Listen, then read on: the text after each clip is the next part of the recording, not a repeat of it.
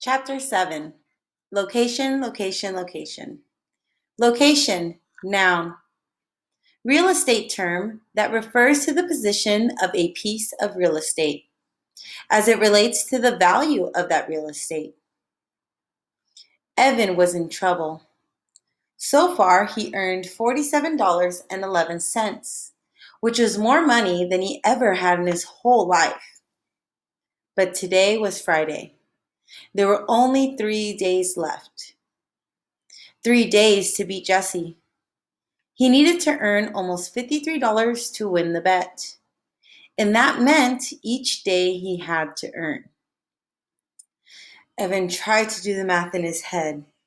53 divided by 3. 53 divided by 3. His brain spun like a top. He didn't know where to begin. He went to his desk, pulled out a piece of paper, his basketball schedule from last winter, and flipped it over to the back. He found the stub of a pencil in the bottom desk drawer, and on the paper he wrote 53 divided by 3 equals.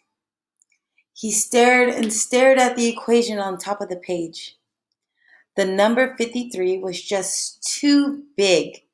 He didn't know how to do it. Jesse would know how, he muttered, scribbling hard on the page. Jesse could do long division. Jessie had her multiplication facts memorized all the way up to 14 times 14.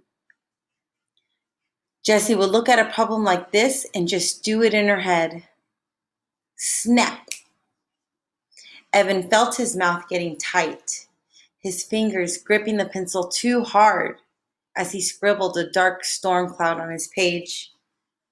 His math papers from school were always covered in X's. Nobody got as many X's as he did. Nobody. Draw a picture. Mrs. DeVazio's voice floated in his head. She had always reminded him to draw a picture when he couldn't figure out how to start the math problem. A picture of what? He asked in his head. Anything, came the answer. Anything. Yes, anything, as long as there's 53 of them. Dollar signs. Evan decided to draw dollar signs. He started to draw 3 rows of dollar signs. 1, 2, 3. He counted as he drew. 4, 5, 6. He drew 6 dollar signs. By the time he reached 53, his page looked like this. There were 17 dollar signs in each row. And then those 2 extra dollar signs, Evan drew a ring around those 2 extras. 17 dollar signs and 2 left over. Evan stared at the picture for a long time. He wrote Friday next to the first row, Saturday next to the second row, and Sunday next to the third row. Evan looked at the picture. It started to make sense. He needed to make $17 on Friday, $17 on Saturday, and $17 on Sunday. And somewhere over the 3 days, he needed to make 2 extra bucks in order to earn $53 by Sunday evening. Evan felt his heart jump in his chest. He'd done it. He'd figured out 53 divided by 3. That was a 4th grade problem. That was 4th grade math. And he hadn't even started 4th grade. And no one had helped him. Not Mom, not Grandma, and not Jesse. He'd done it all by himself. It was like shooting the winning basket in double overtime. He hadn't felt this good since the Lemonade War had begun. But $17 a day? How was he going to do that? Yesterday, he'd made $45. But that was because he had help and free supplies from his friends. They weren't going to want to run a lemonade stand every day, especially on the last days of summer vacation. He needed a plan, something that would guarantee good sales. The weather was holding out, that was for sure. It was going to be a hit, 95 degrees today, a real scorcher. People would be thirsty, all right. Evan closed his eyes and imagined a crowd of thirsty people waving dollar bills at him. Now, where was he going to find a lot of thirsty people with money to spend?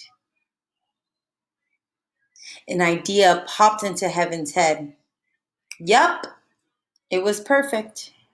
He just needed to find something with wheels to get him there. It took Evan half an hour to drag his loaded wagon to the town center, a distance he usually traveled in less than 5 minutes by bike. But once he was there, he knew it was worth it. It was lunchtime, and the shaded benches on the town green were filled with people sprawling in the heat.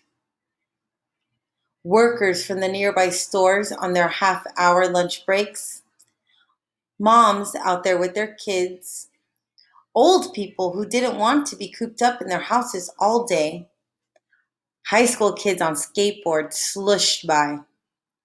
Preschoolers climbed on the life-size sculpture of a circle of children playing Ring Around the Rosie. Dogs lay under trees, their tongues hanging out. Pant, pant, pant. Evan surveyed the scene and picked his spot, right in the center of the green where all the paths met. Anyone walking across the green would have to pass his stand, and who couldn't resist lemonade on a day as hot as this? But first he wheeled his wagon off to the side, parking it halfway under a huge rhododendron. Rhododendron. Then he crossed the street and walked into the Big Dipper. The frozen air felt good on his skin. It was like getting dunked in a vat of just melted ice cream. And the smells, a mix of vanilla, chocolate, coconut, caramel, and bubblegum. He looked at the tubs of ice cream all in a row, carefully protected behind a pane of glass. The money in his pocket tingled. He had plenty left over after buying 5 cans of frozen lemonade mix with his earnings from yesterday. What would it hurt to buy just one cone? Or a milkshake? Or maybe both? Can I help you? Asked the woman behind the counter. Yeah, said Evan. He stuck his hand in his pocket and felt all the money, bills and coins ruffled between his fingers. Money was meant to be spent. Why not spend a little?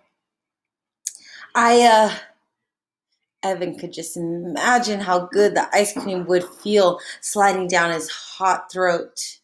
Creamy, sweet, like cold, golden deliciousness. He let his mind float as he gazed at the swirly buckets of ice cream. The sound of laughter brought him back to earth in a hurry. He looked around.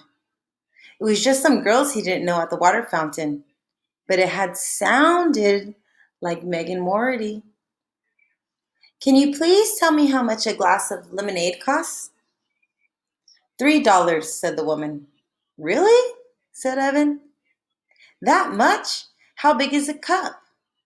The woman pulled the plastic cup off a stack and held it up. It wasn't much bigger than the 8-ounce cups Evan had on his wagon. Wow, $3? That's a lot, said Evan. Well, thanks anyways. He started to walk to the door. Hey, said the woman, pointing to the ice cream place. I'm allowed to give you a taste for free. Really? Said Evan. Then Could I taste the strawberry slam? The woman handed him a tiny plastic spoon with 3 licks worth of pink ice cream on it. Evan swallowed it in one gulp. Back outside, he got to work. First, he filled his pitchers with water from the drinking fountain. Then he stirred in the mix. Then he pulled out a big blue marker and wrote on a piece of paper, $2 per cup, best price in town. He'd barely finished setting up when the customers started lining up, and they didn't stop. For a full hour, he poured lemonade. The world is a thirsty place, he thought, as he nearly emptied his 4th pitcher of the day. And I am the lemonade king. Later, Evan would think of something his grandma said, pride goeth before a fall. When Evan looked up, there was Officer Ken. His hands were on his hips, looking down at him. Evan gulped. He stared at the large holstered gun strapped to Officer Ken's belt. Hello, said Officer Ken, not smiling. Hi, said Evan. Officer Ken did the bike rodeo every year at Evan's school. He was also the cop who had shown up last fall when there was a hurt goose on the recess field. Officer Ken was always smiling. Why isn't he smiling now? Evan wondered. Do you have a permit? Asked Officer Ken. He had a very deep voice, even when he talked quietly like he did now. You mean like a bike permit? That's what the rodeo is all about. If they passed the rodeo, the 3rd graders got their bike permits, which meant they were allowed to ride to school. No, I mean a permit to sell food and beverages in a public space. You need to get a permit from the town hall and pay a fee for the privilege. Pay the town hall to run a lemonade stand? Was he kidding? Evan looked at Officer Ken's face. He didn't look like he was kidding. I didn't know I needed one, said Evan. Sorry, friend, said Officer Ken. I'm going to have to shut you down. It's the law. But there are lemonade stands all over town, said Evan. He thought of Jesse and Megan's lemonade stand. When he'd wheeled by his wagon more than an hour ago, their stand had looked like a beehive, with small kids crowding it. He had read the sign over their stand. Free face painting, nail polishing, hair braiding. What a gimmick. But it sure looked like it was working, said Evan. There's a stand on Damon Road right now. You should go bust them. Officer Ken smiled. We tend to look the other way when it's in a residential neighborhood. But right here, on the town green, we have to enforce the law. Otherwise, we'd have someone selling something every 2 feet. But there had to be some way to convince Officer Ken. How could Evan make him understand? You see, I've got this little sister, and we've got a competition going to see who could sell the most lemonade.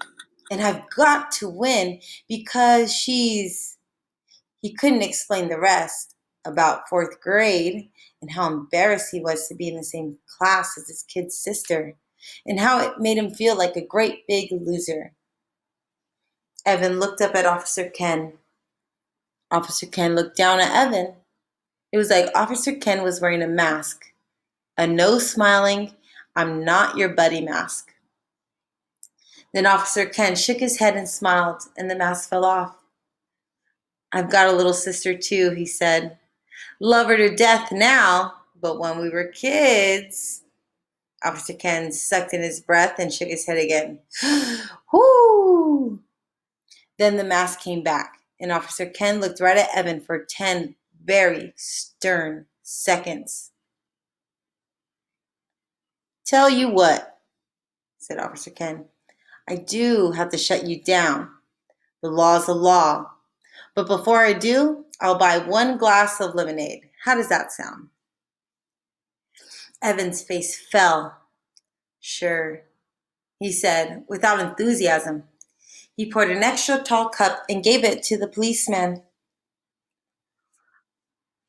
Officer Ken reached into his pocket and handed Evan a $5 bill. Keep the change, he said, a contribution to the Big Brother Fund.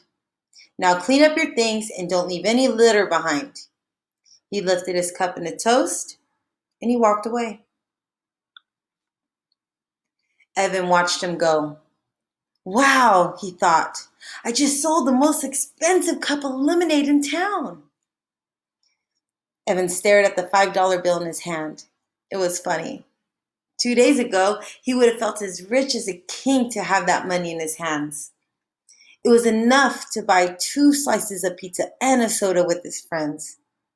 It was enough to rent a video and have a late night at someone's house. It was enough to buy a whole bag full of his favorite candy mix at CVS. 2 days ago, he would have been jumping for joy. Now he looked at the $5 and thought, it's nothing. Compared to the $100 he needed to win the war, $5 was nothing. He felt somehow that he'd been robbed of something. Maybe the happiness he should have been feeling. He loaded everything from his stand into the wagon, making sure he didn't leave a scrap of litter behind. He still had a glass full of lemonade left in one pitcher, not to mention another whole pitcher already mixed up and unsold. So he poured himself a full cup. Then, before beginning the long, hot haul back to his house, he found an empty spot on a shaded bench and pulled his earnings out of his pockets.